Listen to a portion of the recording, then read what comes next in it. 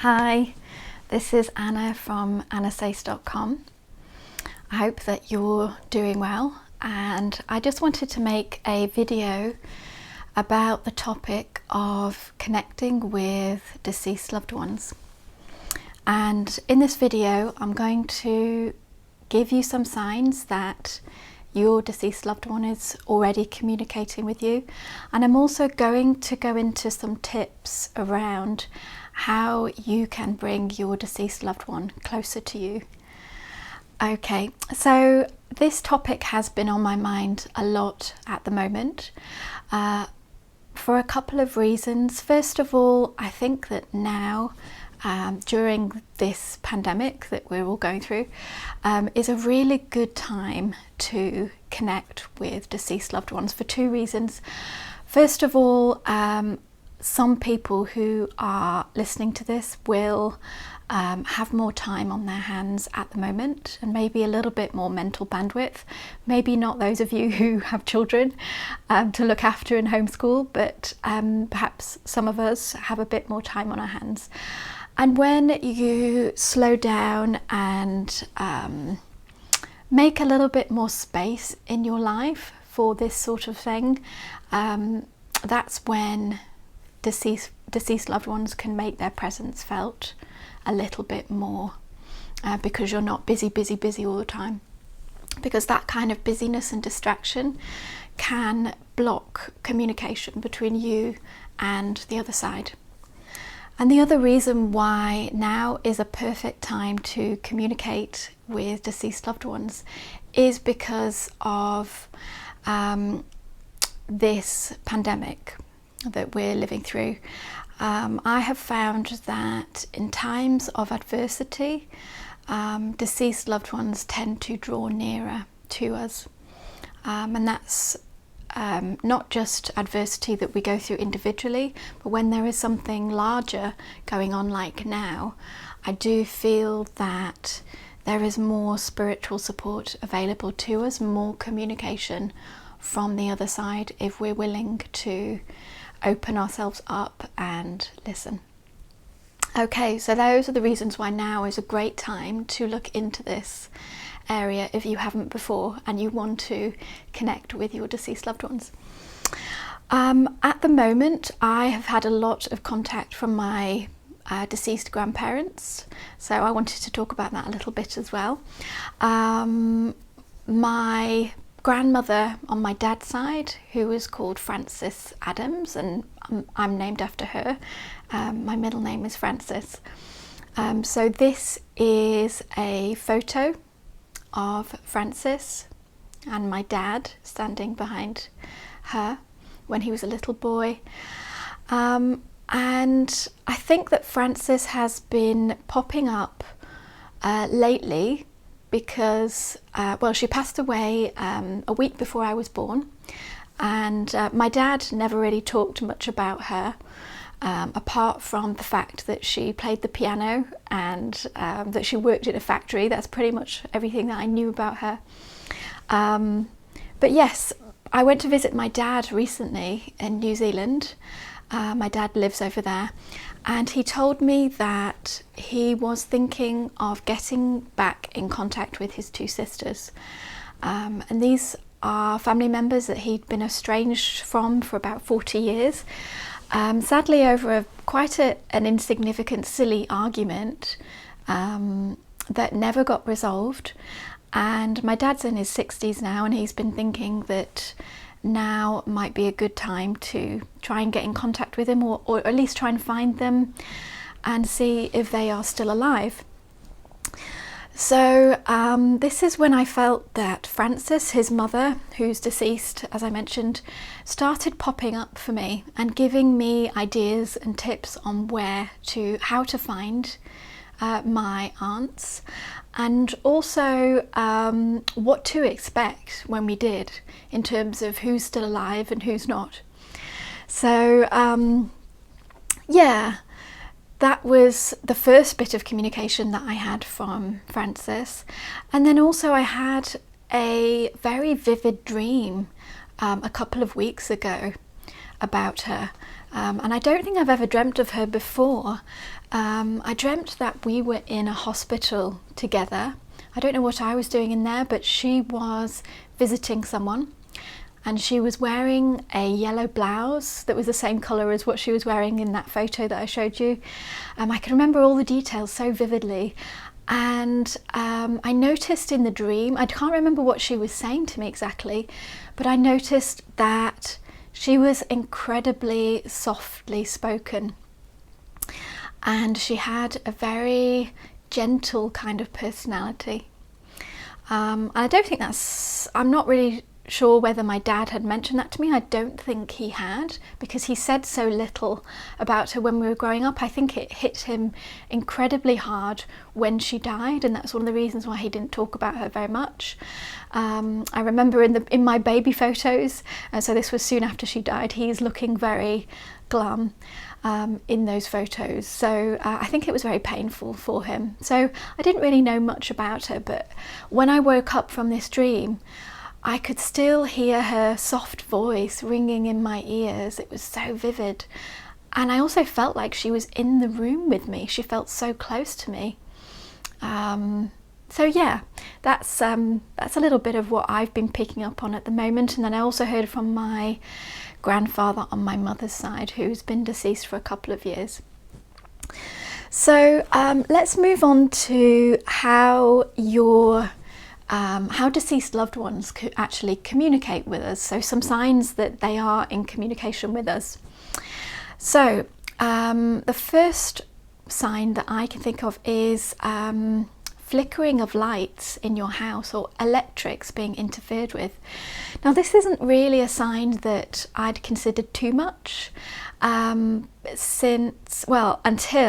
I was living in New Zealand several years ago. I went to a medium, a psychic medium, and this lady told me that my great-grandmother, Sayce, was around me, and one of the signs that she was around me was that she was messing with the lights in my house. And this was quite amazing that the medium had said this to me, because I've been living in this house for a couple of years, and recently I'd noticed that the lights and the electrics were behaving oddly, with flickering lights.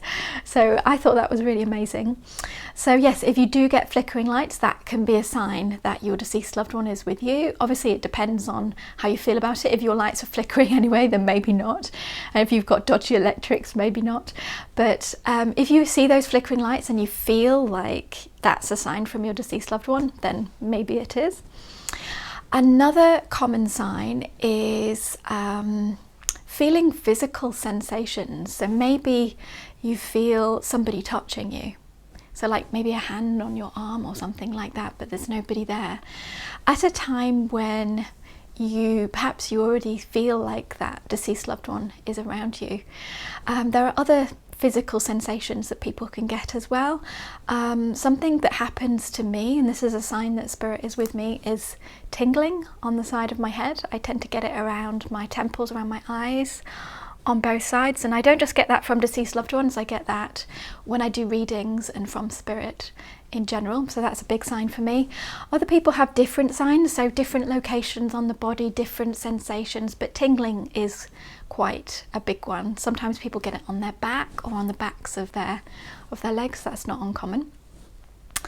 Okay, so I also mentioned just now that if you sense that they're with you, that's a big sign as well, and that seems quite obvious. But sometimes you can just get a really strong sense that that deceased loved one is with you. Maybe it feels like they're in the room with you, as I mentioned, what I felt when I woke up from that very vivid dream.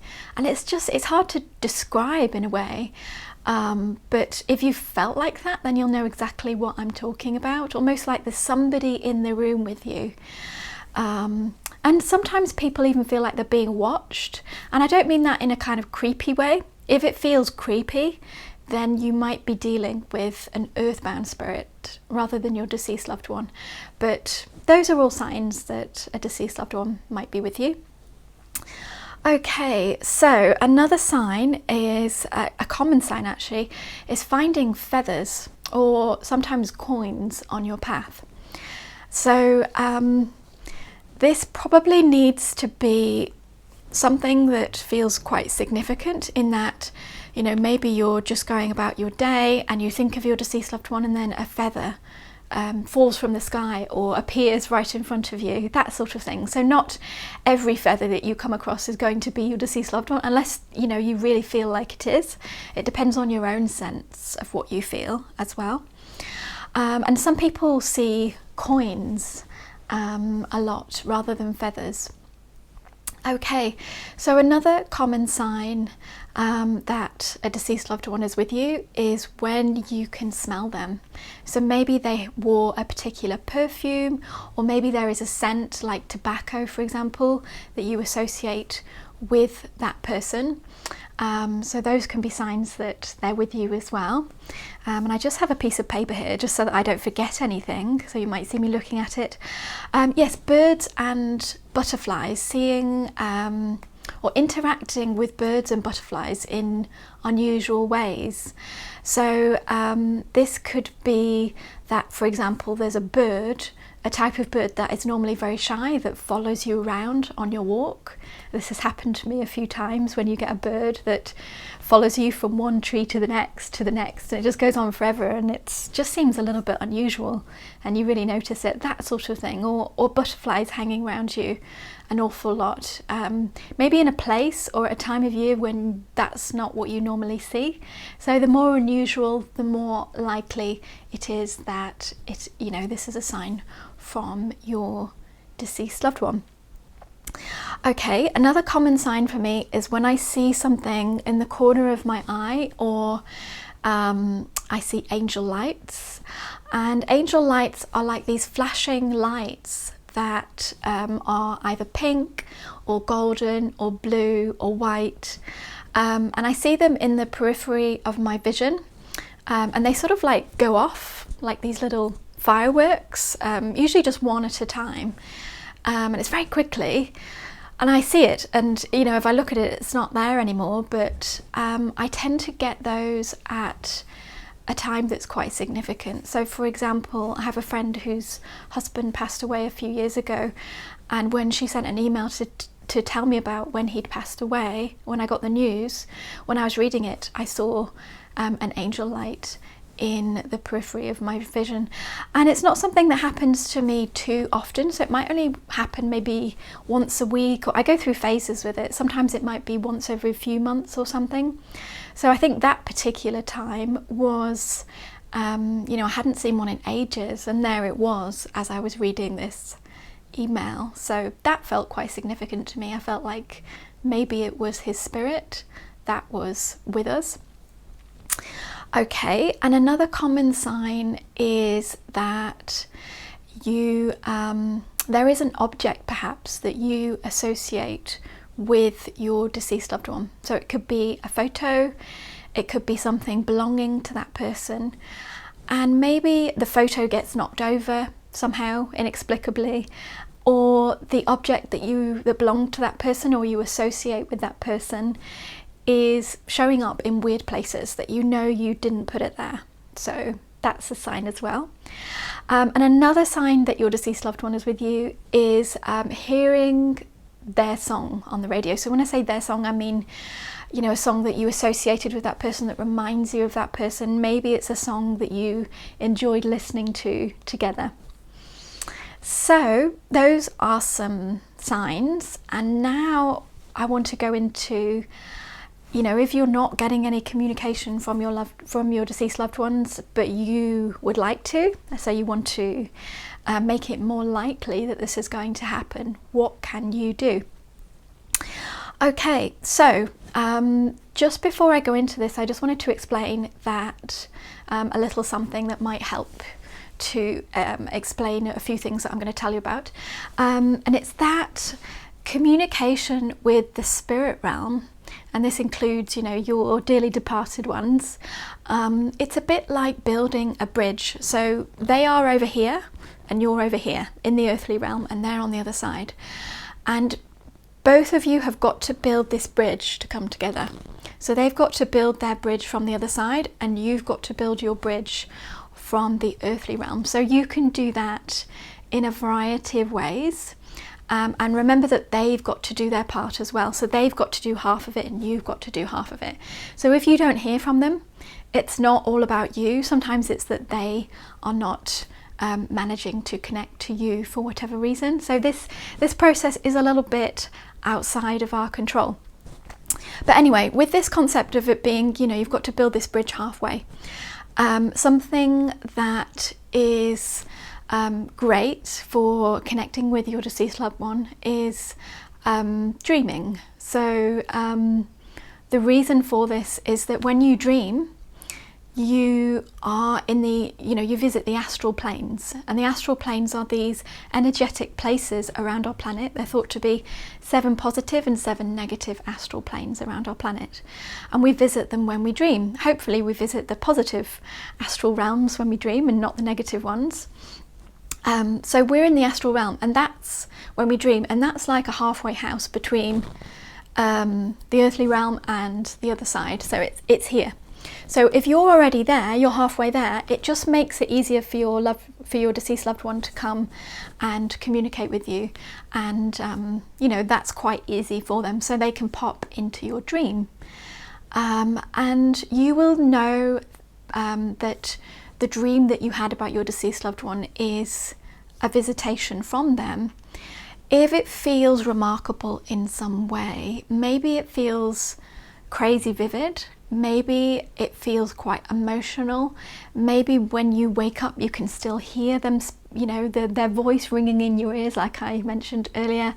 Or maybe you just really feel like they're around at the moment after you dream of them. So this is a little bit subjective, you know, maybe not every dream that you have about your person, your deceased person, is going to be a visitation, but I think that you will know when it is for those reasons that I mentioned.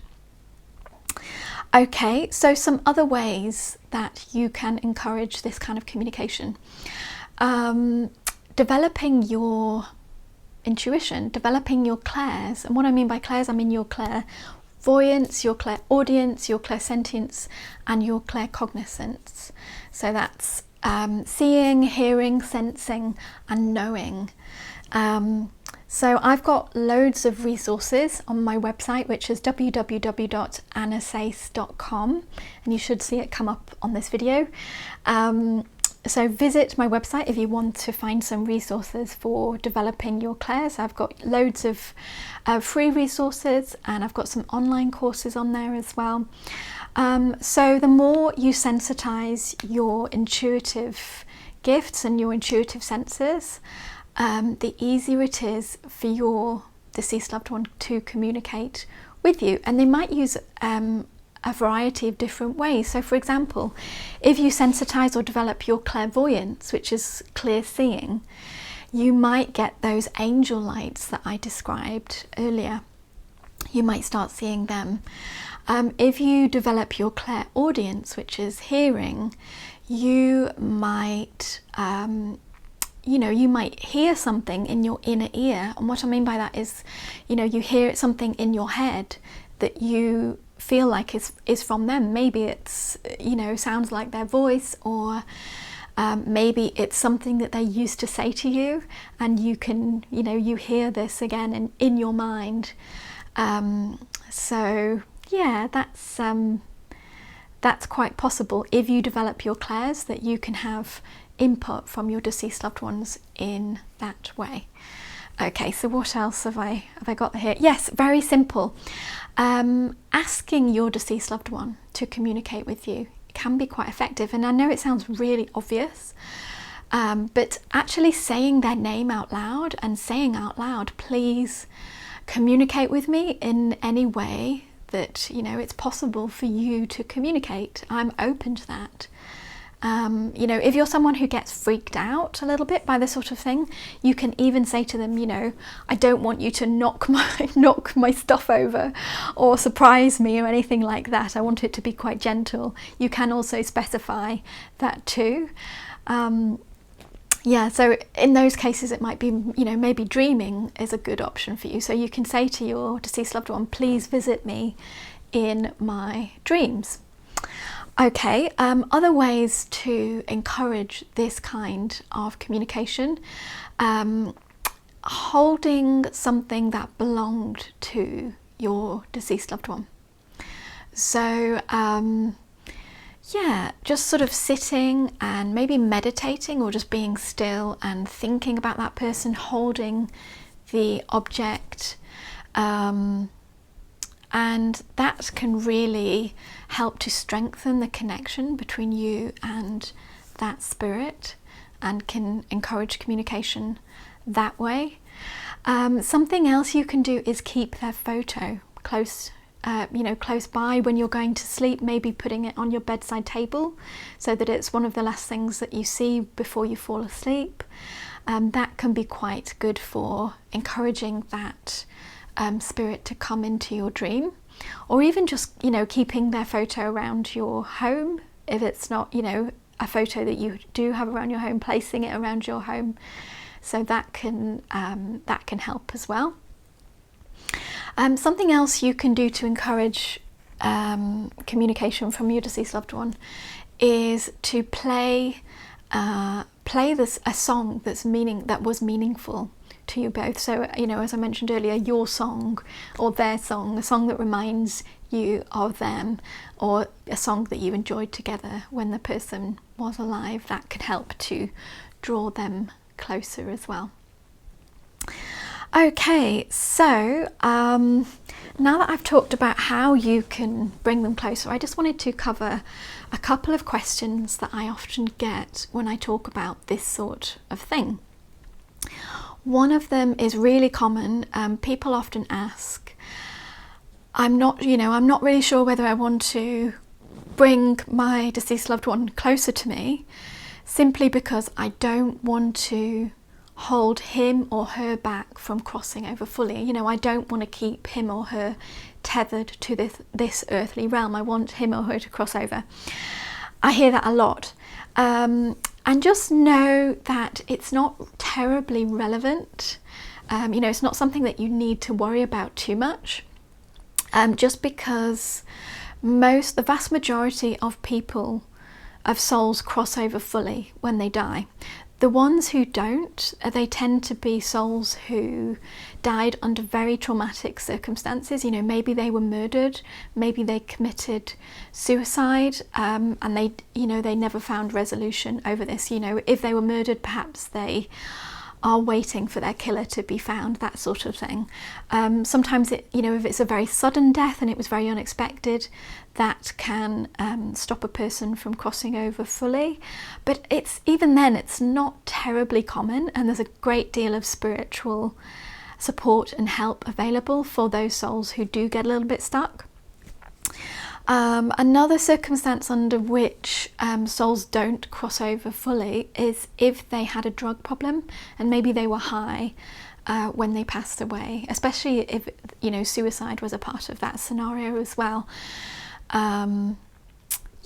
So there is actually a technique that I give in my book, the Empaths Toolkit, that you can use to help spirits around you cross over, earthbound spirits. So I recommend that if that's something that you're worried about. But again, I don't think you need to be worried about it too much unless your deceased loved one died under very unusual circumstances and you really get a sense that they haven't crossed over. For the vast majority, they will have crossed over fully. And the fact that they're coming back to communicate with you is not a sign that they haven't crossed over, because they can be on the other side, but they can also come to you. You know what I mentioned about building that bridge? They can come halfway and communicate with you, but it doesn't mean that they're stuck. It just means that they're doing their half of the work, of the effort that they need to do to communicate with you. Okay, so I hope that's cleared up any confusion around that question. Another common question that I'm asked is whether developing your intuition, your clairsenses that I talked about earlier, whether that kind of intuition developing is the same as developing, mediumistic skills, so becoming more sensitive to to our deceased loved ones. Yes, it is. Mediums, so psychic mediums who communicate with the dead, use pretty much the same skills as intuitives. An intuitive is just somebody who does an intuitive reading, is sensitive in that way and works with people in that way, but maybe, you know, they read about life purpose or relationships or career or whatever, so they don't necessarily speak to deceased loved ones. But both types of intuitive, mediums and, you know, your average normal psychic, they both use the same skills, you know, those clair senses. The mediums might use a little bit more their sense of smell, so maybe they smell something that is a sign of, you know, the deceased loved one. So they might smell, as I said before, tobacco, and that's a sign that, you know, this is Uncle Tom who used to smoke or whatever. So that applies more to mediums than it does to intuitives, because our spirit guides tend not to give us, you know, smells. They tend to give us more sort of visual or hearing or knowing or sensing rather than smelling. But apart from that, there are a lot of similarities between the two. So if you develop your intuitive gifts, that can also help you to connect with deceased loved ones. So it's the same skill set, really. Okay, so I hope this video has been useful or interesting for you, and I wish you good luck in connecting with your deceased loved one, and know that I really do feel that they are around us strongly at the moment because of what's going on. So this is a really good time to put some of these, you know, this information I've given you to good use right now. Okay, well, thank you for watching, and bye for now.